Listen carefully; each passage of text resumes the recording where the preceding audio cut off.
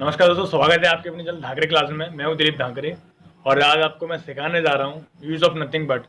तो nothing but का प्रयोग मैं आपको बता दूं कहाँ करते हैं। कि सबसे पहले मैं आपको बताना चाहूँगा कि नथिंग बट का प्रयोग हम वहाँ करते हैं जहाँ पर सेंटेंस में, किसी वाक्य में केवल एक ही चीज़ का बखान या गुणगान किया जाता है, केवल एक ही चीज़ की विशेषता बताई जाती है, यानी कि वहाँ उस वस्तु या चीज़ के अलावा कुछ अन्य नहीं पाया जाता है। यानी कि किसी स्थान पर जब एक ही चीज़ पाई जाती है, एक ही वस्तु पाई जाती है, तो वहाँ नथिंग बट का प्रयोग करते हैं।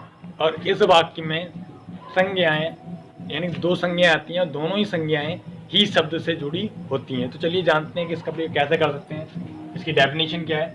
तो किसी स्थान पर एक ही चीज़ या वस्तु, उसके अलावा अन्य कुछ ना हो, तो वहाँ नथिंग बट का प्रयोग होता है। यानी कि एक ही चीज़ या वस्तु हो, यानी कोई भी किसी भी चीज़ के बारे में बात करें तो नोट ध्यान देना विशेष कि दोनों संज्ञाएं ही शब्द से जुड़ी होती हैं।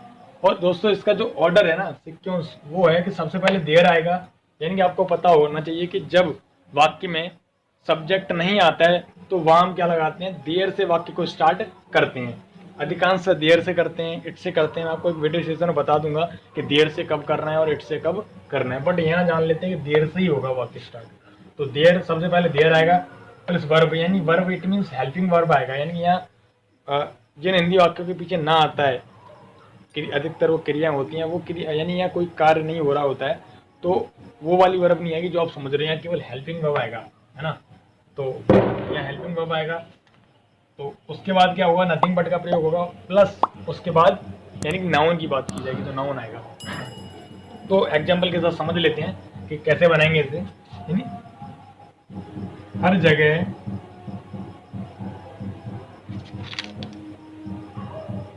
पानी ही पानी है।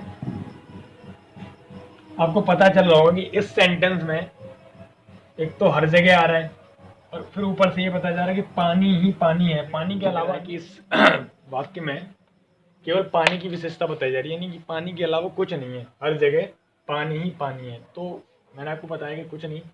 सबसे पहले जब सब्जेक्ट नहीं आता तो ऐसे वाक्य किससे स्टार्ट होते हैं, देर से स्टार्ट होते हैं। तो यहाँ देर लगाएंगे, देर, फिर क्या आएगा वर्ब, यानी कौन सा वर्ब, हेल्पिंग वर्ब, यानी इज का अंग्रेजी है ना, इज का अंग्रेजी है का अंग्रेजी होता है is. There is, there is, फिर क्या आएगा नथिंग बट,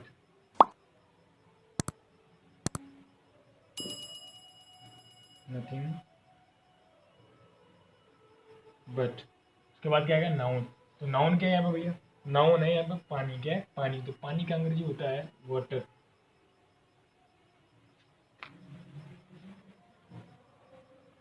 अब यहाँ एक शब्द और जुड़ा हुआ है, हर जगह, तो यानी कि एवरी प्लेस, एवरी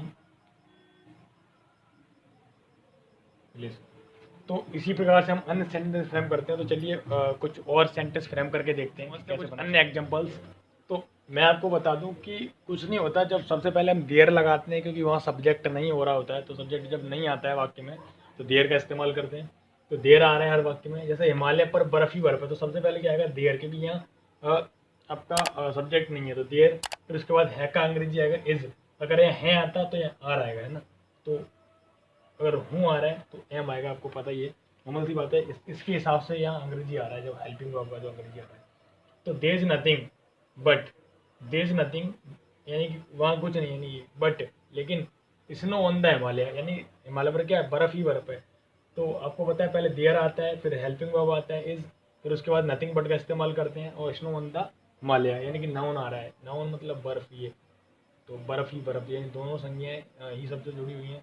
तो स्नो आ गया। और कहाँ पर, तो ऑन, कहाँ, हिमालय। तो there is nothing but snow on the Himalaya. ऐसे ही दूसरा है, बाग में फूल ही फूल है। तो पहले क्या बनाएंगे, देयर लगाएंगे, फिर इज लगाएंगे, फिर नथिंग बट लगाएंगे, फिर क्या लगाएंगे, फ्लावर इन द गार्डन, यानी कि there is nothing but flower in the garden. Next example है आपका, मेरे शरीर में खून ही खून है। तो there is nothing but blood in my body. Next है आपका दिल, तुम्हारे दिल में प्यार ही प्यार है। तो there is nothing but love in your heart. तो इसी प्रकार से अन्य सेंटेंस फ्रेम कर सकते हैं। It is very easy use, and if you will try then you can understand very easily. If you will watch the video properly, then you will learn on the way on easily. Thanks for watching us.